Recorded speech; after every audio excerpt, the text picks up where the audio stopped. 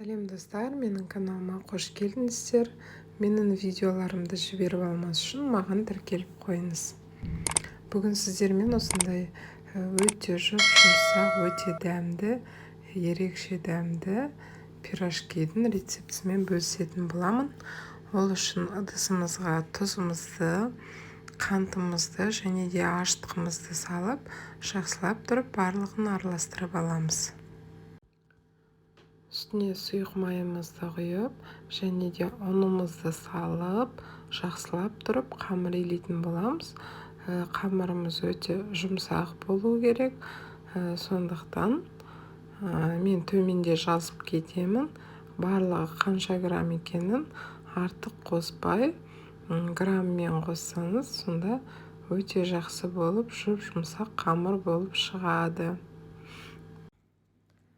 Қамырымыз дайын болғаннан кейін осылай кішкене сұйық майды қамырымыздың астына жағып, жаңағы барлық жеріне жағып аламыз да 2 сағатқа жылы жерге қойып қоямыз.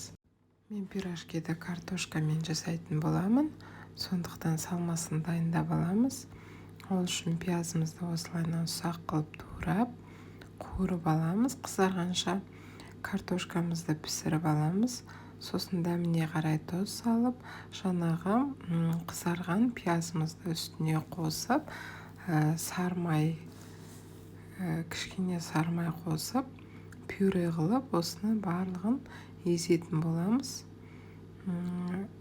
Сармай болмаса, кішкене сүт құйып жүрсеңіздер де болады. Осындай әдемі пюре болып шығады. Қамырымыз дайын болғаннан кейін осылайынан алып, теңдей бөліктерге осындай бөліп шығатын боламыз. Сіздерге пирожки жасаудың ең оңай әдісін көрсеткім келіп тұр. Кейбір қыз-келіншектер жайып жасап жатады, бірақ маған осы әдіс ең ыңғайлы әдіс.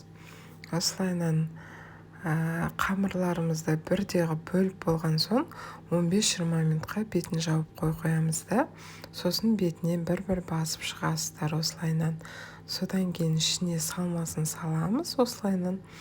Барлығын салмасын салып шыққаннан кейін менің осы видеода көрсетілгенде жасап, қамырымыздың екі жағын біріктіріп, осылайынан жайып жасай салуға болады. Бұл әдіс өте оңай әдіс деп ойлаймын. Сондықтан сіздерге де кеңес берем. Сіздер де осылайынан жасап көріңіздер. Шашылып қалмайды, болмаса ашылып қалмайды. Өте күшті болып піседі. Сондықтан сіздер де осылай жасап көріңіздер. Осы дайын болған пирожкилерімізді қызып тұрған майға екі жағы қызарғанша пісіретін боламыз. Майымыз дайын болған соң осылайынан пирожкилерімізді салып, екі жағын бірдей қызартып, жақсылап тұрып пісіріп алатын боламыз. Сіздерге ұнайды деген ойдамын. Бұл ең оңай жасалу жолы. Сіздерге ең оңай рецептімен бөлісіп отырмын. Өте дәмді шығады және жұмсақ болып шығады. Жасап көріңіздер.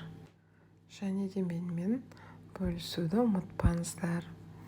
Қалай шыққаны туралы комментарийға жаза кетіңіздер.